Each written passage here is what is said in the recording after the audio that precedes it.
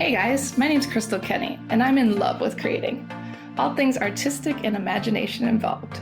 I'm an American girl who chased her creative dreams all the way to Paris, France, making a living using photography. This podcast takes you inside the stories of all the artsy folks I've met along the way and gives you that extra push to discover your creative gifts. The desire to create is deeply inside each and every one of us, and I give you the tools and inspiration to find a new way of living a more creative life. This is La Vie Creative, the podcast.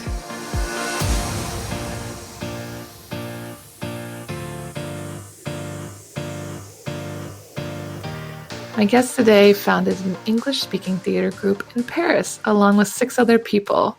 We chat about what it's like to start a theater group here, how she arrived at this dream, and why they chose to perform Shakespeare plays.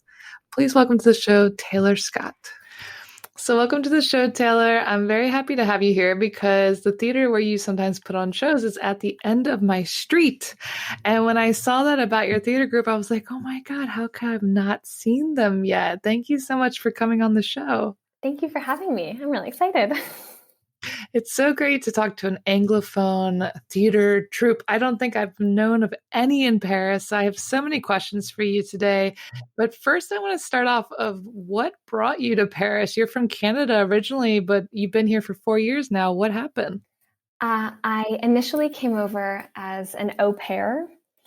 It was my way to see the world. And I thought it was kind of the easiest way to get to Paris.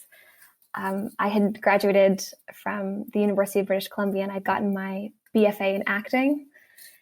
And I was feeling a little lost. So I felt like I just needed an adventure. So I ran away. I think we have a similar story. I got here through au pair as well. And I'm like, what's the easiest way to get to Paris? Au pair. Like that. Exactly. As a young person, they take care of everything, but you definitely work for your keep to watch those kids. How old were the kids that you cared for? There's just one, and he was 2.5 when I got there. Oh. And I still, I teach him English now. So I've kept in contact with the family. Oh, that's great. It's always nice when you can keep in contact. I know sometimes those situations end in bad terms, but it's nice when you can have a French family here. Yeah. And it feels like that. It feels like I have my little French family. Oh, that's so nice. So how did you go from running away, au pairing, and then you're just like, I'm going to try and start this English Shakespeare troupe with 6 other people, including yourself, is what happened, right? Yes. It was a bit of a roundabout journey. I'll tell you that for sure. It started through, there was a woman named Charlotte who was part of our troupe, and she was doing these scratch nights called tapis théâtre. And so we would all get on a carpet and do little 10-minute pieces. Oh, fun. And I heard about this. And so I went and I met Charlotte and I loved the vibe. And I kept going to these scratch nights. And the theater community, you show up enough times and people start to know who you are. Yeah.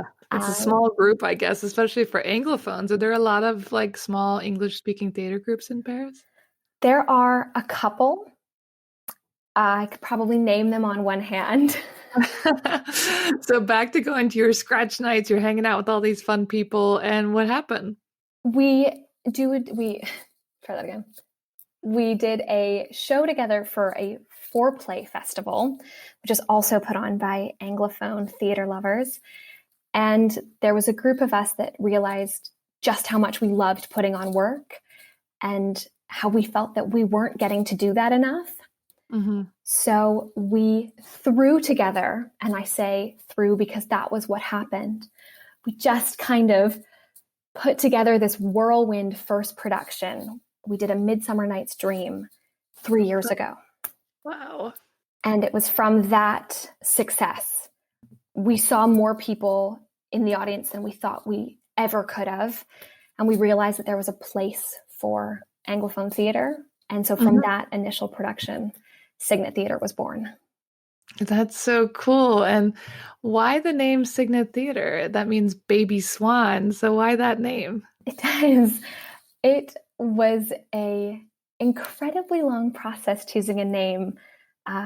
As Juliet would say, a rose by any other name would smell as sweet.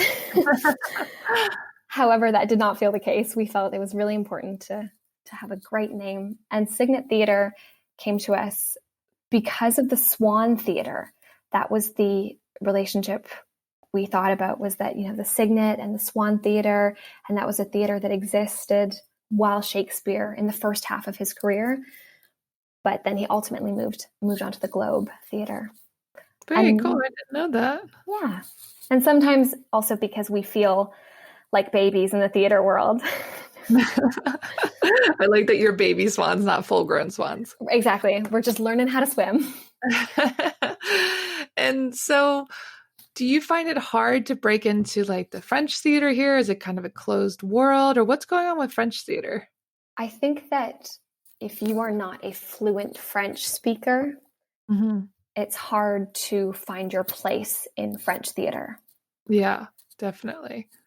Yeah, I would think if you like aren't pronouncing exactly correctly, unless they want that accent, it's not working out so well.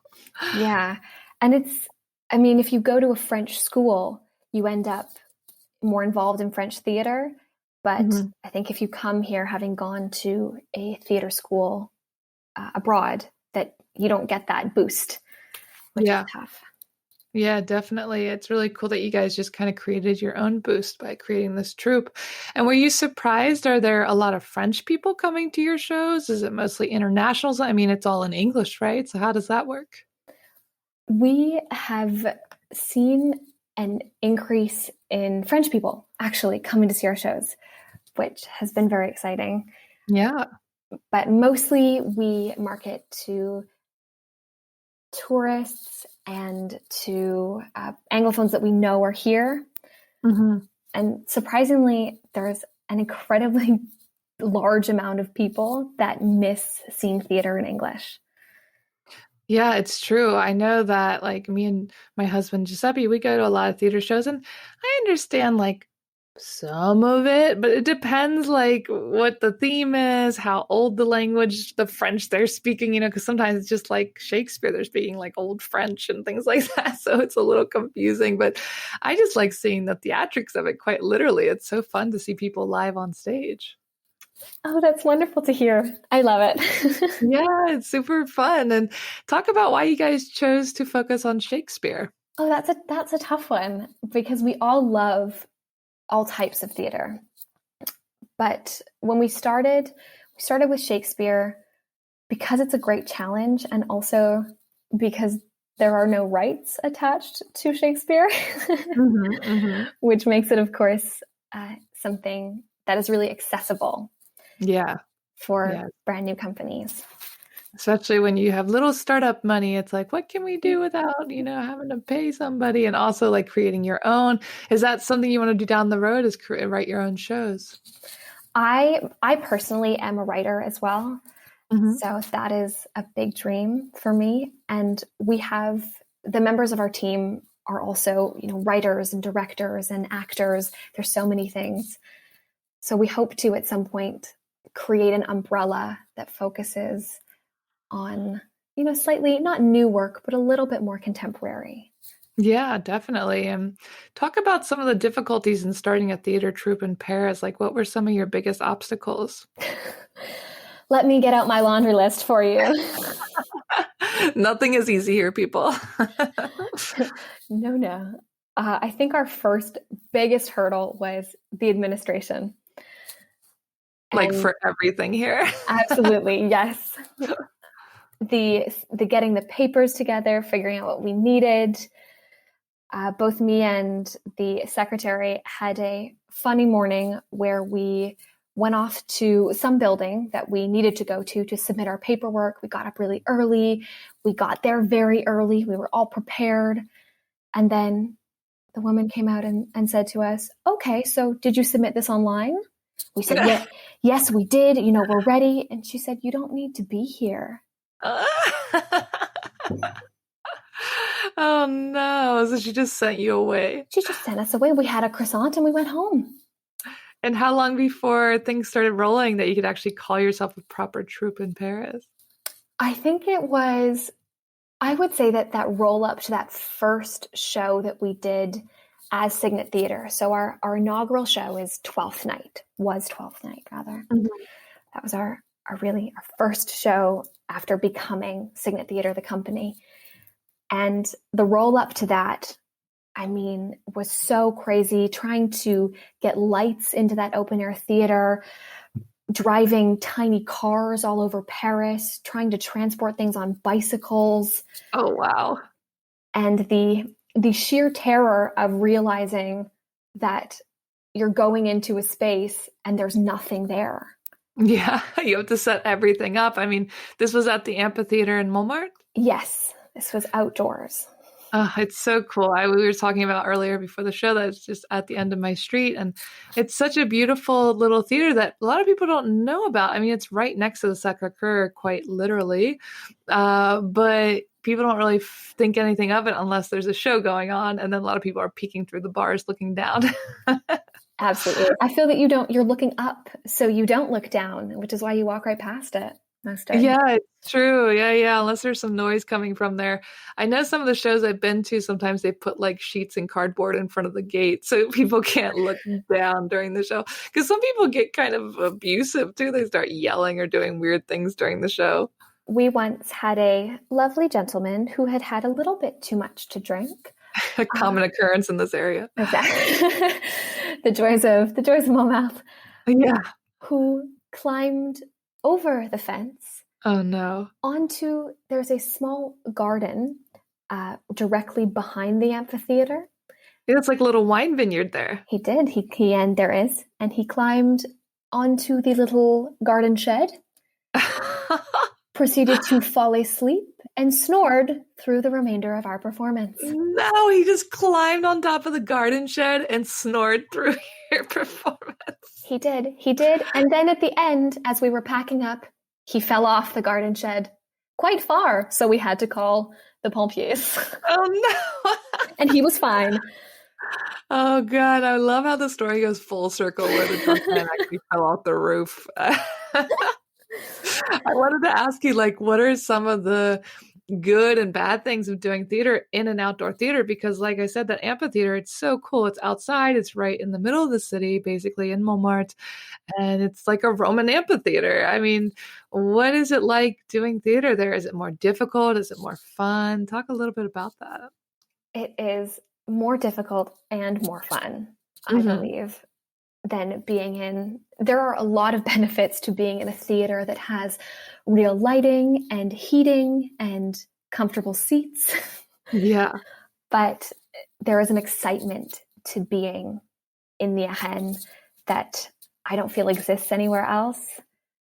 There is a moment in every show when we go from dusk to night, and you get the street lights coming on and the windows behind the arena, because there's apartments behind the arena.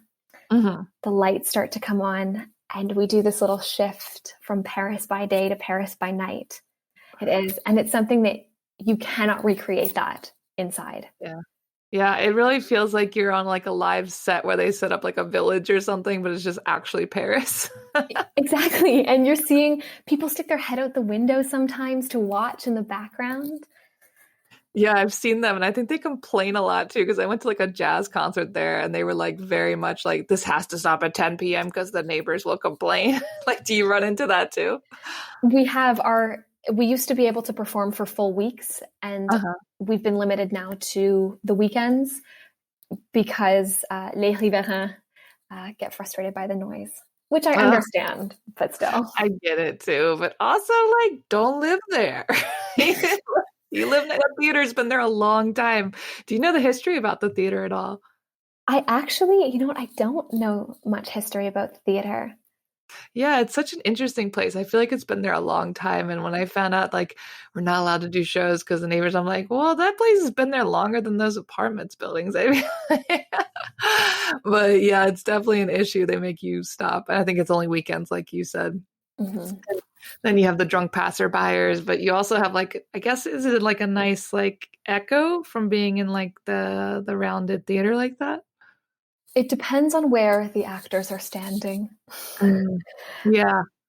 And you have to set up the curtain, you have to set up all your clothing, everything, because there's nothing there. It's just literally a piece of pavement as a stage. Exactly. They give you the stage and that's it. And what's it like to apply to use that? Is it difficult to get a spot there? It is a pretty tough process because you have to go through the mairie, which, I mean, paperwork. Paperwork is never fun. Yeah. But they've been really kind to us. We have a bit of a relationship with them now. Oh, and good. So 4 years in, I feel like we're starting to get the hang of it. So do you have to apply like a year in advance or something? We usually do put our application in between a year and 8 months in advance. And is that place pretty booked up? I find that in the summer, it is pretty booked up because when we're not performing, if one of us happens to be in Montmartre, we usually see something happening. Yeah, I know they had like a techno thing there this summer too. And I'm like, this is a pandemic. Why is everyone like so close together dancing? But it was whatever. I was like, I'm not going to that. It was actually free. And I'm like, nope, I'm okay. Keep your germs. That does not sound like a great idea. We were very separated. Everyone was wearing masks this summer. It was very safe. A little different than a dance techno party. Yeah, really. Ooh. Ouch. And how has Paris influenced your theater work here? How have you changed as an actor from being here?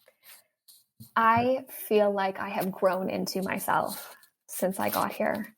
I don't know how you feel about the city, but I gather those of us that come from different places and then stay, we kind of all feel the same way. Yeah, Paris forces us to grow up. Yeah, and that's what it did. And I had just graduated, like I said, from a 4-year acting program, and it had been really, really difficult. And I felt that there had been a lot of people saying, no, you have to do it this way. And you have to do it our way. And that's the only way you're going to be successful. And even though I knew that wasn't the case, it's really difficult when you're in kind of a microcosm when you're in school. Yeah. Yeah, you're in your little box and you're like, okay, I guess I'll just do what everyone's telling me to do. Exactly. And the more that, there were a couple of us, the more that we pushed, the more that we became problem students. You were outside the box. Exactly. And then I got to Paris and realized that the box isn't real. That's a nice feeling. It was incredible. And I started to discover that it actually is possible to build something on your own. It's really difficult. Oh, we have had so many moments of tears and frustration and, so many challenging moments. But it makes it that much more worth it when you do get a show together, I guess. Absolutely. And the way that this city, the first show that we did was in Midsummer Night's Dream, and that was very based in the Parisian Belle Époque. And then the second show that we did was Twelfth Night, and I directed that as well. And I themed that after the kind of Parisian cabaret, that feeling of going out late into the night, then waking up in the morning a little bit hungover, but knowing that you've lived. Yeah, I like that there's like this buzzing energy in the air. And that's what Paris feels like. So Paris has absolutely inspired everything I've done. Oh, I like that. It's a great place to grow up, I feel like, and pursue exactly what you're doing, creative pursuits. Right. And which is amazing because it isn't what I thought I'd be doing here. So yeah, I mean, that's why I always tell people, a lot of people tell me like, you're living my dream. I want to move to Paris. I don't know how. And I'm like, just get on a plane, like things domino. You can't plan the whole thing. It's like you get here and you meet people and it all comes together. Yeah. Like my mom always says, if you are where you need to be, then things happen. Exactly. I think it just dominoes once you get where you think you want to be. I mean, it just takes a little more tears and paperwork to stay here. I guess the question is, how many times have you cried outside the Préfecture? Because I'm getting into double digits. Yeah, oh my gosh, I've cried more times than I can count. And I've also screamed joy once I did get what I needed. Standing outside screaming like a crazy person. And I am not an emotional person. So that's like definitely showing a lot about how Paris, the Préfecture, makes you feel. And what's something that you wish you knew when you were starting out in theater? Oh, I wish I'd known that you can you can gain knowledge from an experience without having to feel the whole thing, if that Hmm. makes any sense at all. Yeah, yeah. You think you have to have all the answers and go through it all to do anything? Yeah, and I remember thinking, when things were tough, especially in school, that I was just so in it being difficult. And I look back now and realize that there was a lot of stuff that I learned, Hmm. Hmm. and I'm so grateful for that knowledge. Would you say that a lot of people that are attracted to acting are usually kind of introverts? Because I have a lot of actors in my life and theater people, and I find that the stage is a place for them to release, and they're normally kind of shy and intimidated by people normally. It's so funny that you say that because I've noticed the opposite Oh, that's funny. in that most of my other friends, those that do not do theater, find it quite overwhelming to be around those of us that do.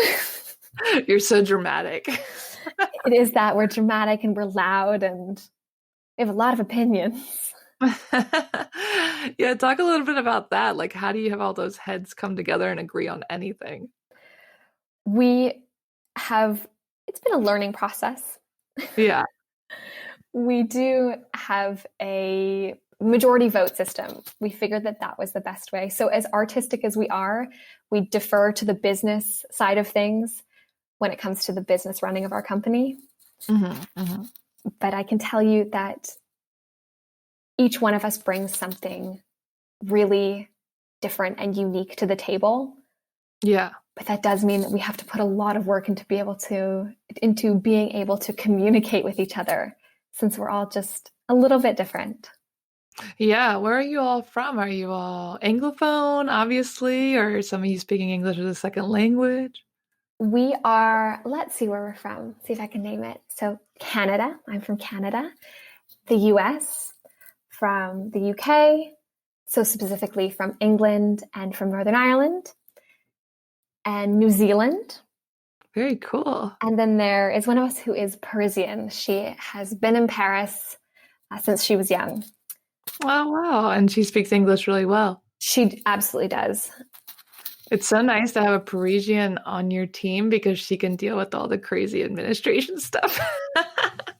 Audrey is just such a blessing. Yeah. Every day, Audrey is a blessing. Yeah, you definitely need a French person on your team when it comes to doing stuff like this. All right. And even for the vibe, because sometimes as a Canadian, I think that certain things might read, and sometimes she comes in and says, that's very North American. That's a different culture thing. Exactly. And so when people are auditioning to be in your shows and things like that, what are some things that you really look for in your actors? I mean, obviously know your lines and the character, but like, what are you looking for when these people audition? The first thing that I look for when anyone comes into a room is their attitude, which is actually surprisingly, we don't think of leading or walking into a room with our attitude, but if you are a positive person who is happy to be there and, just in it for the experience, that always comes through. Yeah. And I feel like for our company specifically, because our actors also help us load in the set, they help us put the lights up. Our actors become the backbone of what we do for every show. Yeah, they're doing a lot more than just acting. Exactly. So if someone comes in and they seem like they are, maybe a little bit more interested in what they've got going on than what everybody else has going on, that really does make a big difference. Mm-hmm. Mm-hmm. You want them to be a team player and not full of themselves. Exactly. Because I believe, as a director, I believe that everyone is talented and that everybody can get to a level where they are a good actor, but you can't teach positive attitude. Yeah, yeah, that's something that's kind of environmental. And you walk into the room, and I'm sure there's a lot of egos going on already with like theater and things like that. So you want to make sure you all blend together. Yeah, and we've been really lucky because there have been, I'm amazed. Honestly, I'm amazed that there are people that give as much as a lot of our actors have given. Hmm. Hmm. Yeah, definitely. It's just because you can see their passion shining through. Yeah.